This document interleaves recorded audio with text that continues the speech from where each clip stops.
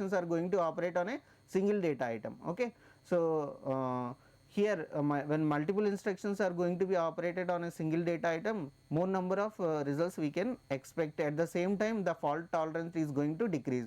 Another final approach is nothing but MIMD, that is nothing but multiple instruction stream with multiple data stream. Okay, so multiple processor operate independently on multiple data stream. Okay, so these are the 4 approaches where we can find the Flying's classification, where how the data is going to be handled with a single instruction, single stream of data, with multiple instruction and multiple stream of data. So these are the 4 basic categories that we observe. Okay, so here we have to talk about the importance of the parallelism granularity. So that means what we are saying, a given task is first of all divided into subtask. Okay, a problem is divided into subtask, and each task is subtask is given to one processor.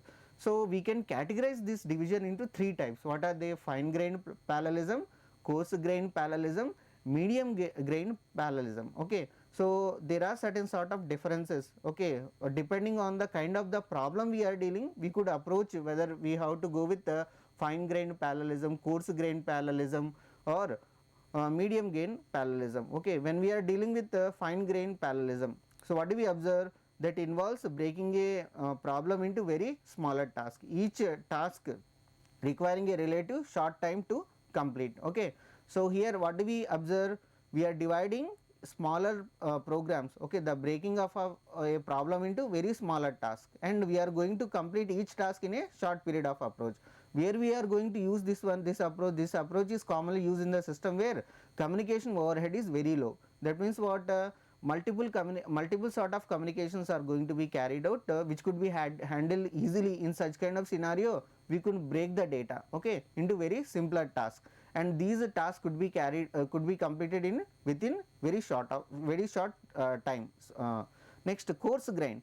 So here when we observe the coarse grain parallelism, here also division of the task is being carried out in a different way. What is that one?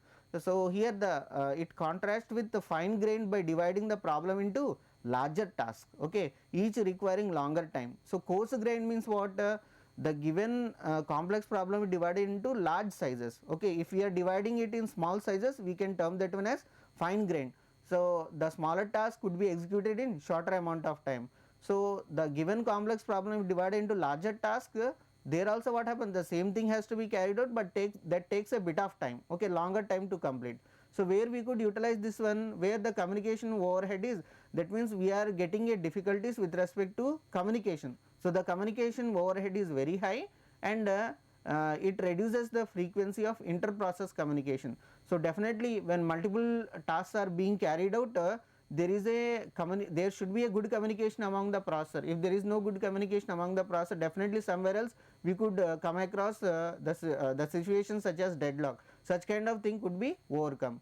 The third approach is nothing but the medium grain parallelism. So medium grain parallelism is nothing but that lies with fine grain and coarse grain. That means we are not dividing the task very small, we are not dividing the tasks into very large sizes. Okay, we could carry out the division of the task into medium size. Okay, parallelism is nothing but the concept where we are going to divide the large task into subtasks. Okay, so depending on the size, okay, we are going to have these different kinds of granularities. Fine grain, where the task is divided into small given complex problem divided into smaller tasks.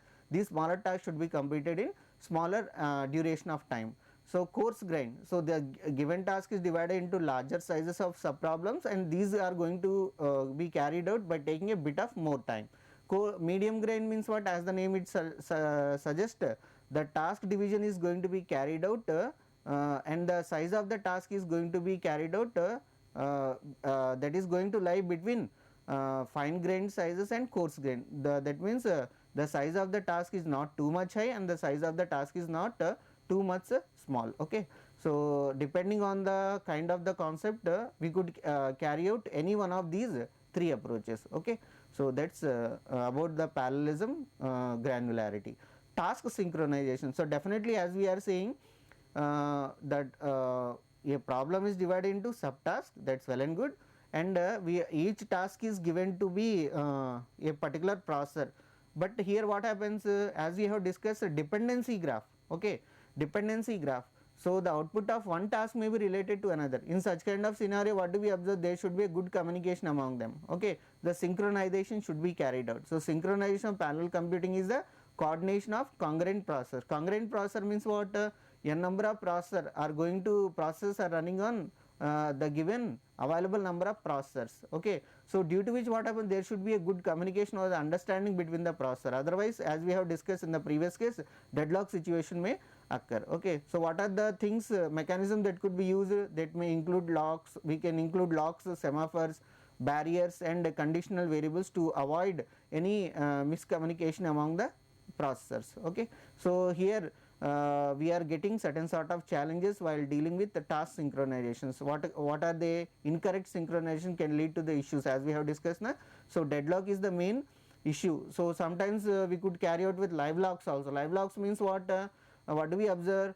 The problem is running, but we are not getting any sort of result, okay. So that is nothing but a live lock, okay. So these two kinds of issues we could observe a bit of challenge with respect to the task synchronization. When we are dividing a particular task into smaller subtasks, that is nothing but number of processes. When these number of processes are being run on different processors, there should be good communication. If the communication is going to miss, definitely we have to face either a deadlock or a live lock problems, okay.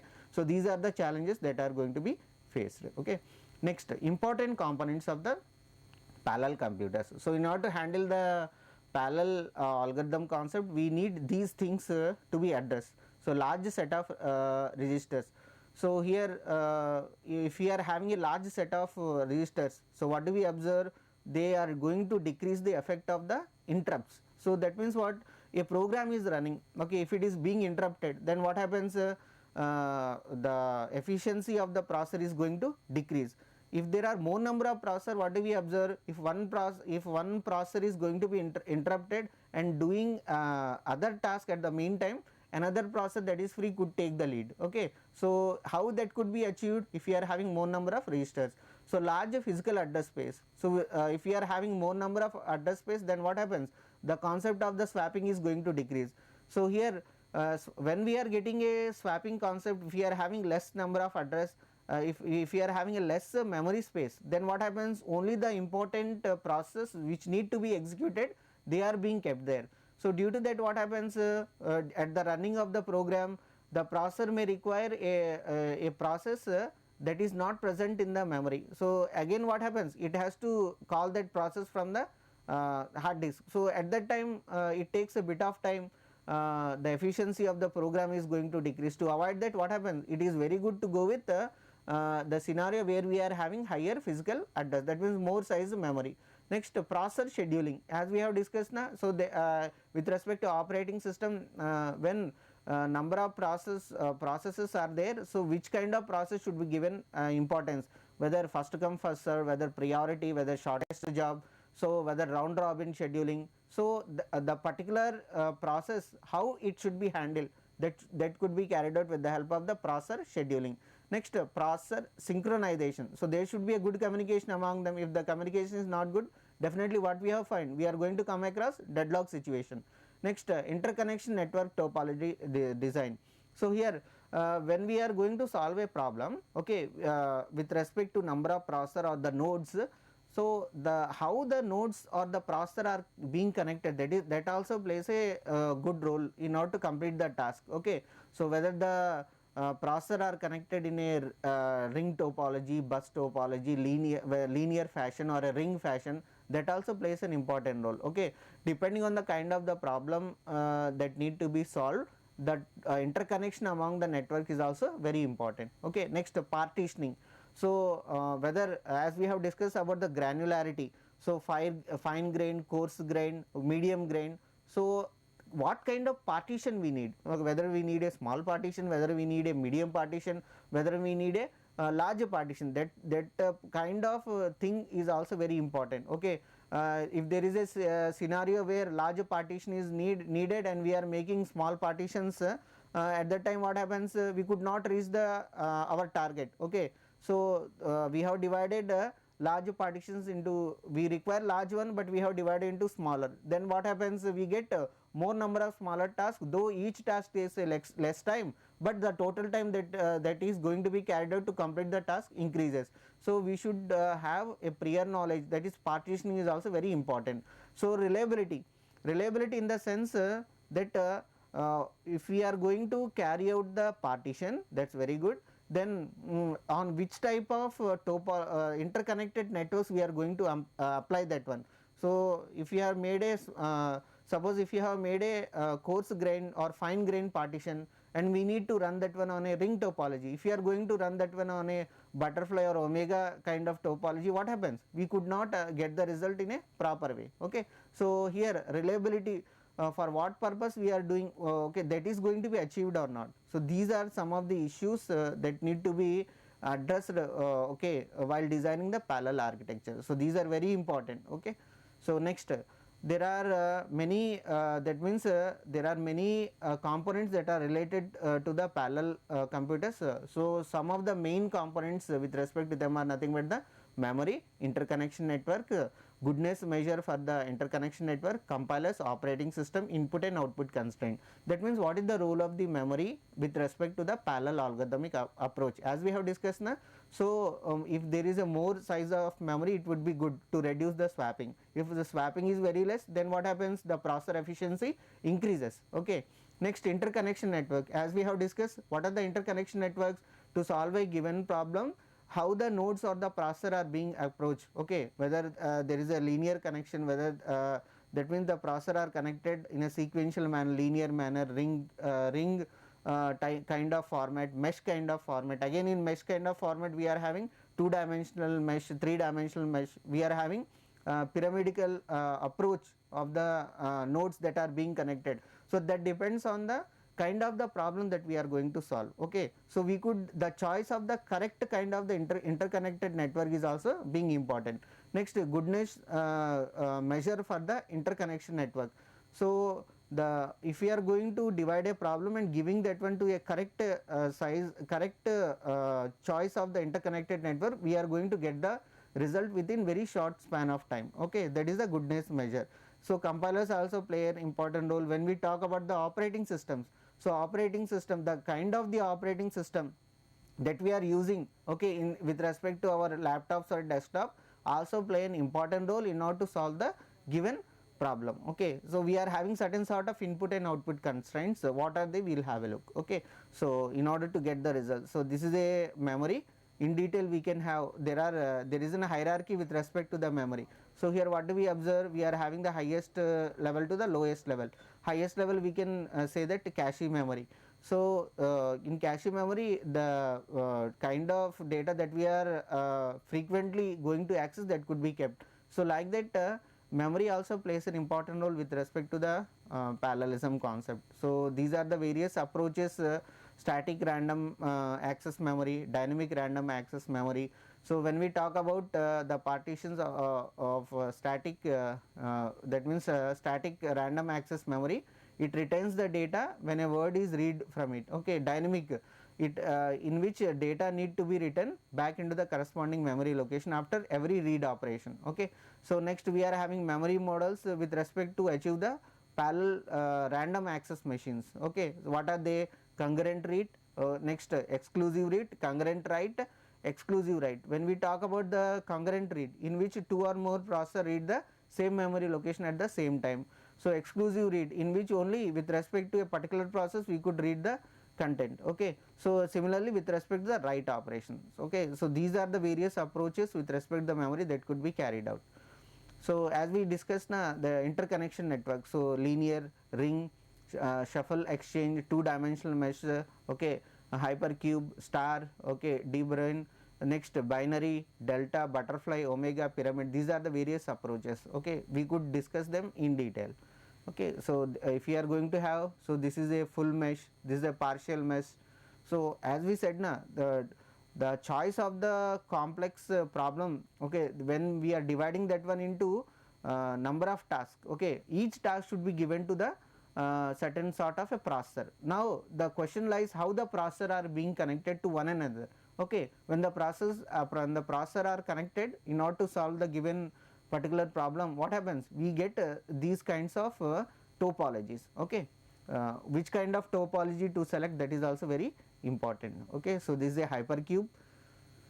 So this is a butterfly approach, this is a dragonfly approach of the interconnection network.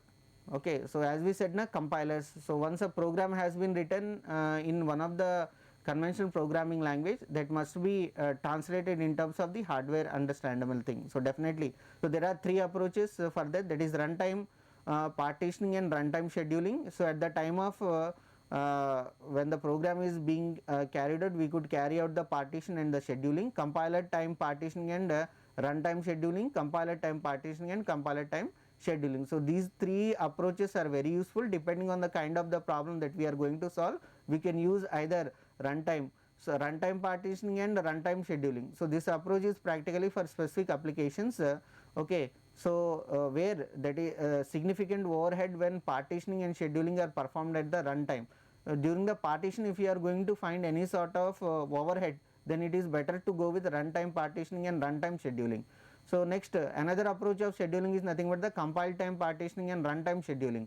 So this approach is most common model of the compilers where construction in multiple processor system. So here we are not dealing with a single processor, multiple processor system. So when there is no overhead, it is better to go with compile time partitioning and compile time scheduling. Okay, so this is how compilers are going to play a important role with respect to the execution of the parallel algorithms. Okay, so next, PRAM models, these are very important. PRAM models, we can also call them as a parallel random access machine.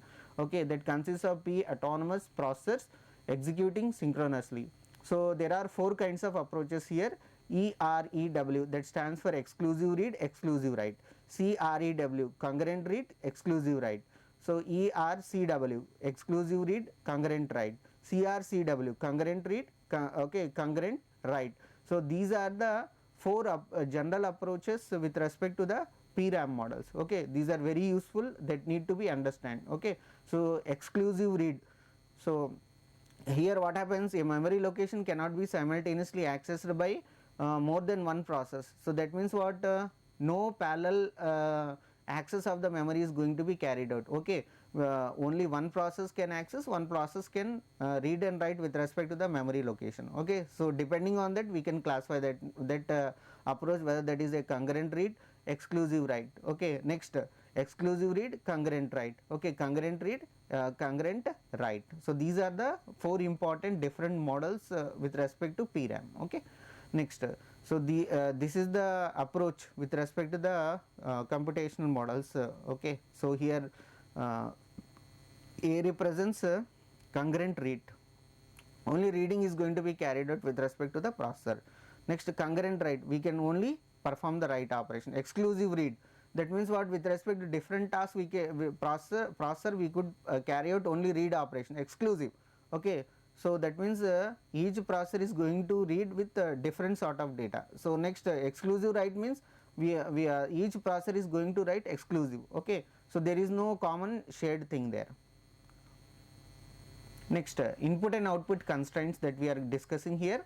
So parallel algorithms, there are certain sort of input and output constraints. What are they? Data partitioning and distribution. As we said, so depending on the complexity of the given problem, we have to divide that one, whether to larger partitions, smaller partitions or medium partition.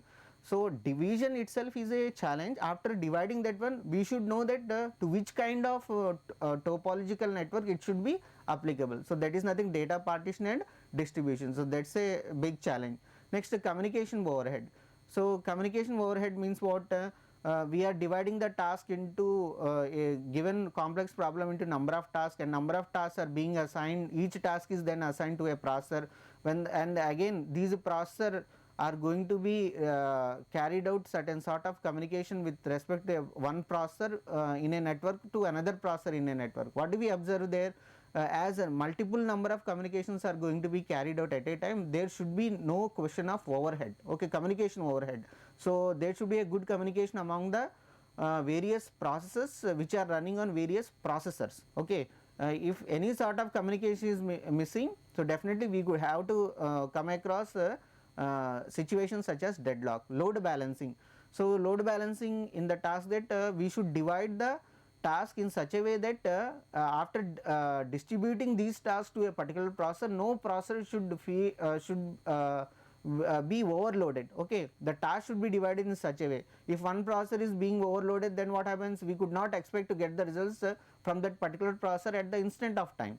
So due to that, another process are going to halt, because the result that is coming from the particular process is depending for the execution of another task. Okay, so that we have discussed in the dependency graph. Load balancing is also important. Synchronization, so there should be a good communication among the tasks. Memory constraints, so what kind of, the size of the memory is important. Okay, so if we are having more size of the memory, so we could reduce the concept of the swapping, due to which the efficiency of the processor or the computation task is going to increase. Next, scalability, so when and where we need, we could increase the processors and we could decrease the processor. So algorithmic complexity, it is very important to find out the complexity of the algorithm. If you, the complexity of the given algorithm is going to be found at the prior, that means at the starting itself, we could manage that what kind of network, how many number of processor, what kind of that means the time complexity, cost complexity could be estimated very well. Next, hardware constraints. So we could not run complex problem with respect to a simple hardware. Okay, definitely we need a high end configuration for that, so that is also very important. Consistency and replication. So consistency means what, we are running simple programs, we are getting good results. When we run complex program, we are not going to get an efficient results. It should not be like that.